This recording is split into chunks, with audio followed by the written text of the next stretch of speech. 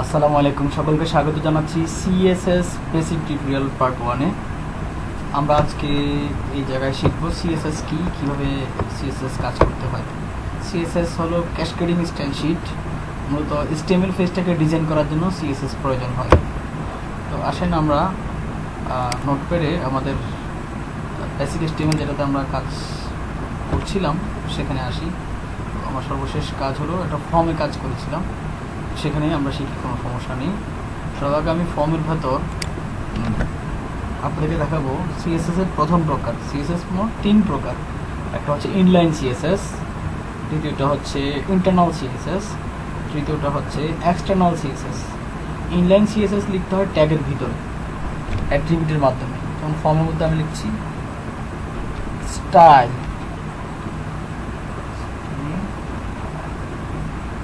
Style attribute, এর ভিতরে আমি দিচ্ছি। সিএসএস লেখার নিয়ম হচ্ছে প্রথমে লিখতে হবে সিএসএস প্রপার্টি। তো আমি সিএসএস এর ব্যাকগ্রাউন্ড প্রপার্টি, মানে আমি কি করতে চাই, আর তার ভ্যালু হচ্ছে কি প্রকার সেটা। মনে করেন ভ্যালু আমি দিলাম রেড। সিএসএস প্রপার্টির পরে দিতে হয় কোলন, ভ্যালুর পরে দিতে হয় সেমিকোলন।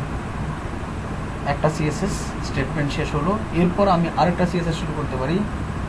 আমি যা দিব তা, মনে করেন আমি দিলাম কালার, আর আমি কোলন দিয়ে ভ্যালু দিব গ্রিন। ব্যাপারটা এরকম। ওকে, সেভ। আমি আপনাদেরকে রান করে ব্রাউজারে দেখাই ফর্মটা। এই যে ফর্মটা ব্যাকগ্রাউন্ড রেড করেছি, কালার গ্রিন করেছি, টেক্সটগুলোর কালার গ্রিন হয়ে গেছে। এবার দেখাবো আমি ইন্টারনাল সিএসএস।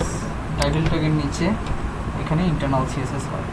ইন্টারনাল সিএসএস লিখতে হয় একটা ট্যাগে, সেই ট্যাগের নাম হলো স্টাইল ট্যাগ। স্টাইল ট্যাগও কন্টেন্ট ট্যাগ, শুরু এবং শেষ আছে।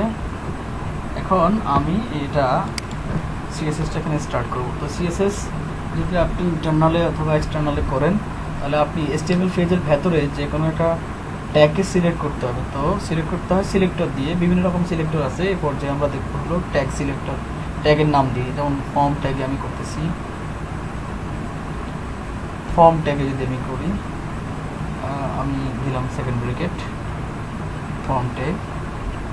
তো আমি ফর্ম ট্যাগে এখন সিএসএস করব। তো সিএসএস লেখার এখানে নিয়ম হলো ইন্টারনালে সিলেক্টর দিয়ে আপনাকে দিতে হয় সেকেন্ড ব্র্যাকেট।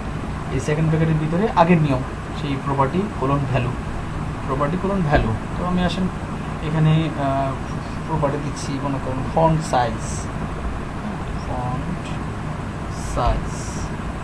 আমি ফন্ট সাইজ দিচ্ছি 20 পিক্সেল। পিএক্স দিলে পিক্সেল হয়ে যায়, সেমিকোলন দিয়ে আমি শেষ করলাম। তাহলে এই হলো ইন্টারনাল সিএসএস, আভ্যন্তরীণ সিএসএস। দেখেন এই লেখাগুলো ফন্ট সাইজ বড় করে দিলাম। ওকে, আমি এটা বড় করে দিলাম। এবার আমি চলে যাচ্ছি এক্সটার্নাল সিএসএস। এক্সটার্নাল সিএসএস জন্য আমাকে একটা নতুন ফাইল নিতে হবে, নিউ ফাইল।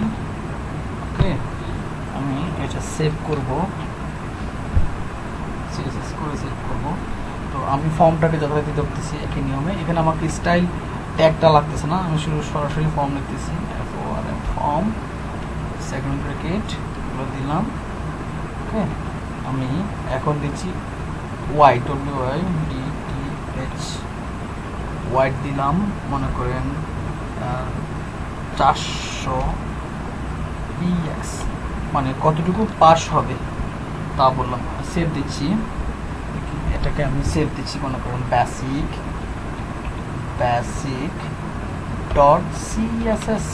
আগে আমরা সেভ করেছিলাম HTML এ। আমার ফাইল লোকেশন দেখেন, সেই লোকেশনটা সিলেক্ট করা আছে EICTF8, যেখানে আমার HTML ছিল। সেভ দিলাম বেসিক ডট সিএসএস।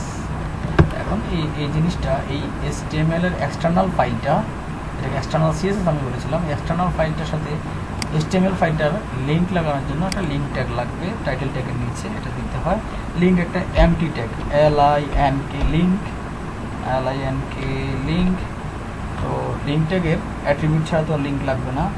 তো এখানে টাইপ নামের একটা অ্যাট্রিবিউট অবশ্যই দিতে হয়, টাইপ অ্যাট্রিবিউট। টাইপ হবে এখানে text / CSS text slash CSS type text CSS তারপরে রিলেশন রিলেশন হবে স্টাইল শিট স্টাইল শিট। সর্বশেষ আপনাকে হাইপার রেফারেন্স, যেটা আপনি আগে শিখেছিলেন হাইপার রেফারেন্স, আপনাদের মনে আছে হয়তো বা অ্যাঙ্কর ট্যাগে দিয়েছিলেন, সেই হাইপার রেফারেন্সটা এখানে হবে। হাইপার রেফারেন্স কি হবে? আপনার file name basic basic .css save. এবার দেখতে পাবেন যে আপনার ওয়াইডের কাজটা করছে, ওটা 400 পিক্সেল ওয়াইড হয়েছে। তো বন্ধুরা কোনটাকে প্রায়োরিটি দিবে, ইনলাইনকে না ইন্টারনালকে না এক্সটার্নালকে? ধরুন আমি এখানে বললাম হলো কালার,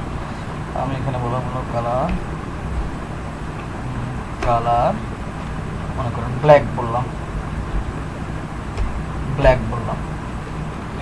আর আমি এক্সটার্নালে গিয়ে বলছি কালার মানে কিন্তু ফন্ট কালার, মনে রাখবেন কালার মানে ফন্ট কালার, ব্যাকগ্রাউন্ড মানে ব্যাকগ্রাউন্ড কালার।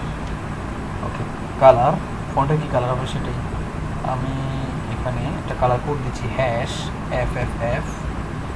কোডটা হচ্ছে সাদা রঙের কোড। আমি যদি এখন ব্রাউজার রিফ্রেশ দিই আমি কি দেখতে পাবো?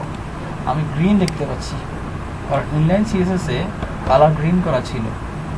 আমি যদি ইনলাইন সিএসএসে